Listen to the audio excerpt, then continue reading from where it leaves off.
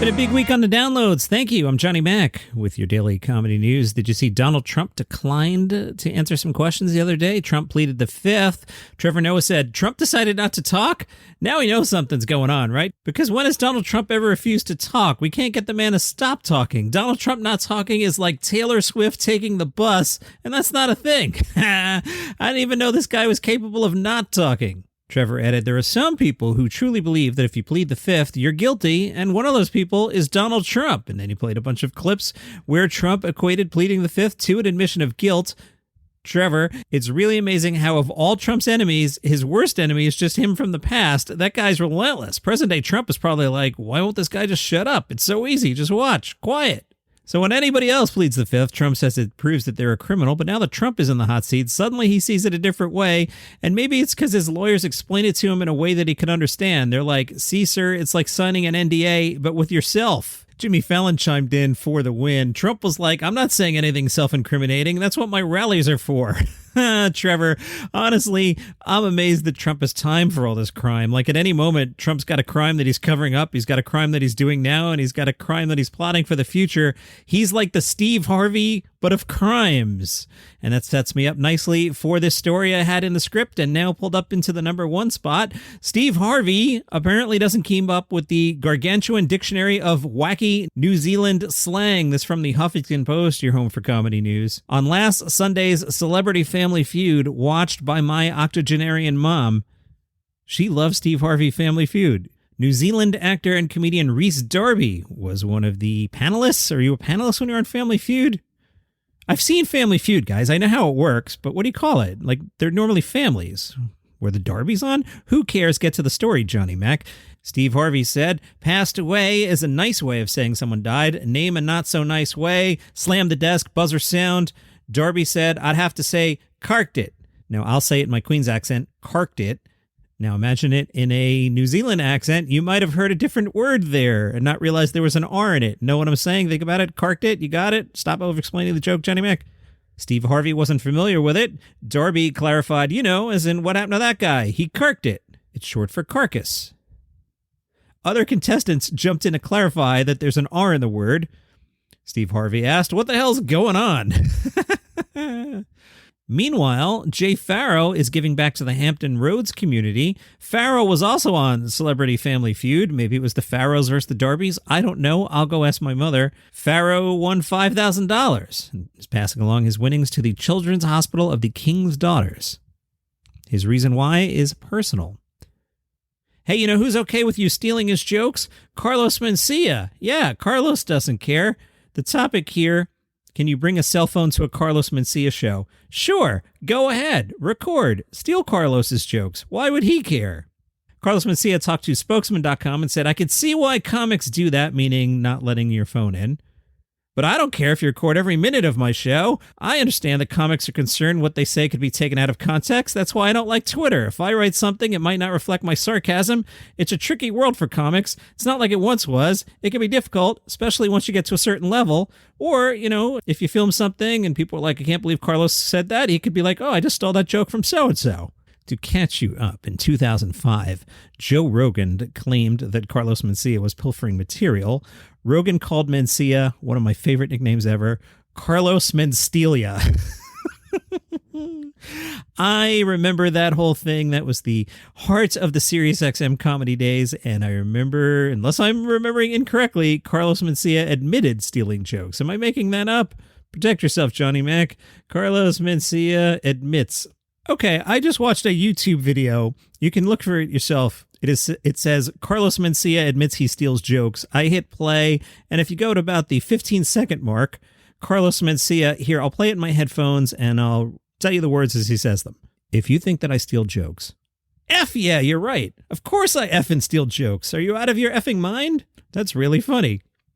All right, Carlos Menstelia, he doesn't mind if you film his show. Mencia says, what happens in this country is they like to build you up and then knock you off the pedestal. Me and Dane Cook. Dane is 50 years old. He just got engaged to his girlfriend. She's 23. Congratulations to Dane. Me and Dane Cook were accused of stealing material, and nobody at that point was bigger than Dane. But what people like to do is knock you down. I have tangible proof that my jokes are mine. I've recorded every show I've done since 1994 regarding Joe Rogan. I talked to him about it. He never accused me of anything specific. It was totally random. Carlos says, this is my passion, which I hope to continue doing for many more years. Kevin Hart has yet another gig. He's got a new podcast. It's called Monsters and How to Tame Them, Taking Charge of the Voices in Your Head. It'll be out this fall on Audible, September 15th to be specific. Podcast Business Journal writes, following his popular titles, I Can't Make This Up and The Decision, Kevin is back, blah, blah, blah. Are I Can't Make This Up and The Decision popular titles? I'm pushing back on that. I both work in comedy and podcasting, and I don't think I know what those are, and I probably read you a story telling you when those got announced. Have you heard of these? Bill Engvall is retiring at the end of the year. He has partnered with the nice folks over at Comedy Dynamics. They'll produce his final stand-up comedy special. That one takes place in Salt Lake City on New Year's Eve. Brian Volkweiss, founder and CEO of Comedy Dynamics, said, it's always great to work with a longtime comedy veteran like Bill because you know the end product is going to be smart, funny, and an entertaining piece for his dedicated fans worldwide. Bill said, I'm truly looking forward to partnering with Comedy Dynamics for my final concert video. Their track record is amazing, and they know what they're doing. I'm sure the project will be one of the best I've done. TheStranger.com spoke to Matt Bronger. Matt said, I was lucky to grow up in Portland while it was still weird, meaning bizarre art everywhere, real characters living there, and appreciation for all things alternative and non-mainstream. But it had almost no hype or attention back then. To us, Seattle was the cool city in the Pacific Northwest. I would randomly think as a kid, I bet something cool is going on in Seattle right now. Has Portlandia done more harm than good to the city's reputation, Matt Bronger? Matt says, you'd have to ask a local. I haven't lived there as a resident for so long. I moderated the Portlandia Q&A with Fred and Carrie at South by Southwest one year. That was a blast, but part of me wanted to go, you guys aren't even from there. Overall, I don't think the show hurt Portland. I thought the show was hilarious and the parodies were dead on. Mo Amer, I love his comedy. He's got a new series coming to Netflix. The tagline, Mo Nadger, straddles the line between two cultures, three languages, and a ton of BS as a Palestinian refugee, constantly living one step away from asylum, on the path to U.S. citizenship. His family, including his resilient and spiritual mother, sister, and older brother, flee to Houston, Texas, laughing the pain away. Mo learns to adapt to his new world, though getting ahead in life comes with several setbacks. It's called Mo. It's on Netflix August 24th. I mentioned yesterday about the Steve Martin fluff piece in The Hollywood Reporter. It does have a cool anecdote, this one from Tina Fey. One time, Steve Martin was visiting SNL, and I'd seen him do Letterman the night before. I said, you were so funny on Letterman last night, and he matter-of-factly said, well, you have to kill every time. Tina adds, it was chilling to me, but it's true. Comedy people can't go on talk shows and blather like actors. We're supposed to deliver. Steve always delivers. If you like what I do here, you can go to buymeacoffee.com/dailycomedynews. I was talking to the manager of the local National Donuts chain this morning. Good guy. We always have a nice one. Now this here, can you even hear this? It's not a nice coffee. My son just brought me a slushie. So I'm drinking an orange slushie today just to mix things up. I drink other things. buymeacoffee.com/dailycomedynews. Maybe I'll take your $5 and I'll get a slushie. Some things for you to listen to. Kate McKinnon is on the Good One podcast. Haven't heard it yet, but I did read the transcript. It sounds like, or it reads like, she got quite emotional. Mark Maron has Patton Oswalt. I haven't gotten to that yet. Travel is Back is my casual travel podcast. This week we're at Margaritaville, a.k.a. Jones Beach Parking Lot 5, tailgating before the show. I am the writer on the Palace Intrigue podcast. We talk about the royal family every day. The last 2 days, so much fun. On Thursday's episode, you can find out about the mountain lion threatening Meghan Markle and Prince Harry. Oh, yeah, there's a mountain lion spotted, quote, miles from their house. And the British tabloids make a story of that. It's so much fun. Then on today's episode, we talk about Big Willie. You know who Big Willie is? That's the future king. No, not Prince Charles. Prince William. Apparently, when he was dating Kate Middleton, she used to call him Big Willie. I don't know what's going through your mind. I'm just thinking of a guy in a crown. Remember yesterday I shared the review from the comic about Alice Fraser's show? That was the one that would have been awesome except for the crying baby and the noise. Seems like Sean McCarthy, who wrote that review, is not insane because Alice Fraser herself tweeted, after the extremely dramatic and mildly traumatic gargle recording logistics of this week, I'd like to ask if anyone who enjoys my work in Edinburgh can get me a quiet room in the uni somewhere with fast Wi-Fi for an hour at 10 a.m. next Wednesday. Sean McCarthy, he writes for the Comics Comic. He's over in Edinburgh, apparently, or he's faking it really well. Somebody's doing these reviews. Sean gave 3 stars out of 5 to Paul Foot's Swan Power. Sean wrote, Americans like me first caught a glimpse of Paul Foot some 14 summers ago on season 6 of NBC's Last Comic Standing. Can I tell you, I hated that show. The comics hated that show too. And it was annoying because Last Comic Standing would show like somebody doing 8 seconds and killing. And honestly, I can kill for 8 seconds. I can't do an hour. So somebody would have a great 8 seconds and I'd come to work next day to be like, hey, did you see that guy Johnny Mac did 8 seconds? He was great. You guys ought to play him. Yeah, I ought to play him. Maybe you should put out a comedy album and I'll play him. I digress. Not a fan of the show.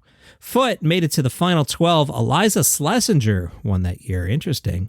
Sean said he was curious to see what Paul Foot's up to now. Turns out he's quite disturbed, actually. Foot has written down some of his disturbing thoughts and he puts them out to read.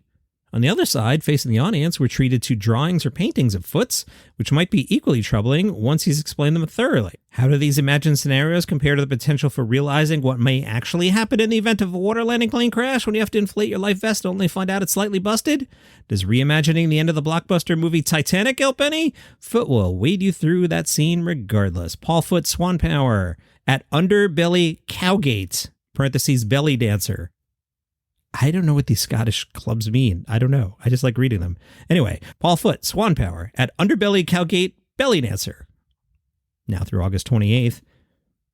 Jordal gave 3 out of 5 to Tom DeTrinis's I Hate New York. In I Hate New York, we open at a party in a New York City brownstone where Tom DeTrinis is making small talk with fellow guests, agreeing with their every comment, his own opinions blowing in the wind. He despises the scene, or more accurately, he hates this vacuous, obsequious version of himself. It's time to reclaim the fury. The comedian's gripes and tainted memories are explored in a series of scenes, showcasing, a lot of S's in a row there, copywriter, his ability to inhabit various characters. It's a very theatrical performance.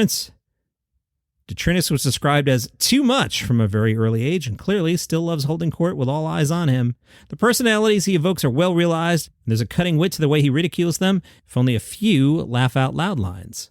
I Hate New York is a divertingly droll hour in which a skilled actor gets to vent his vexations. Tom DeTrinis, I Hate New York, at the Assembly Rooms, 6:20 p.m.